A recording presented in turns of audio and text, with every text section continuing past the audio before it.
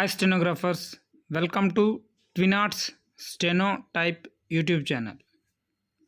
Please like the video and subscribe the channel before starting dictation. Dictation will start in few seconds. Now I come to the economy. After the economy, I will make only one point about the most serious, I will not say omission, but that is something which I would plead, and I am sure the Prime Minister with great concern on these matters will take that into account about the management of the economy and so on. Sir, you have given me an opportunity to speak after each budget, and the fact of the matter is that because of the financial mismanagement of the last 5 years, in particular of the last 2.5 years, our deficit has reached such a stage that the Prime Minister's Economic Advisory Council itself had to say that now there is a little scope for further fiscal stimulus packages. The second thing is that we remained in denial too much of last year, and when we started the remedial measures, by now most of the monetary policy instruments which could be used have already been used to the maximum extent. So we don't have possibilities there. Therefore, my request is that the government should act in time to control the situation. Thirdly, the main stimulus that you can give today is in the more rapid execution of projects. This is the problem. This is one of the great differences between India and China. If you see, they give 5 remedies on execution.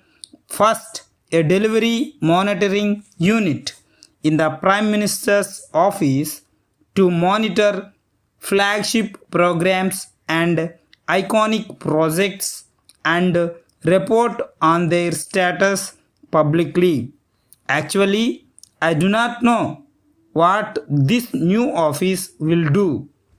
There has actually been a committee under the Prime Minister himself to expedite and monitor all major infrastructure projects. They say suitably institutionalized quarterly reporting of flagship programs. These are all on pages 12 and 13. Sir, we have so many reports. There is a quarterly report from the Administrative Reforms Department which lists the cost and time overruns on every single central project, but no consequences followed. The next is strengthening public accountability of flagship programs by creation of an independent evaluation office at an arm's distance from the government, catalyzed by the Planning Commission. I do not understand what this arm's distance from the government, catalyzed by the rubber-stamped and habitual legitimizer of the government, that is, the Planning Commission, means. Third, establishing mechanisms for performance monitoring and performance evaluation in government on a regular basis. I do not know what this sentence means. Does it mean that mechanisms will be established on a regular basis, or that monitoring will be on a regular basis? Thus far, the records of all the governments have been to establish mechanisms on a regular basis. Then they say 5 annual reports to be presented by the government. If you see what he said and did in the budget, in every single thing he has made provisions for better monitoring, more reports, and so on. Sir, let me come to the management of economy. The honorable members may well recall that they have been witnessing 3 stimulus packages from the government in the past 6 months or so, but what has been its impact on the Indian economy? I would have been happy even if the effect had been minimal, or worse still, negative. But what I understand from my economist friends is that the government's diagnosis of the entire crisis had been completely awry. Naturally, the prescription has been out of date with the requirement of the day.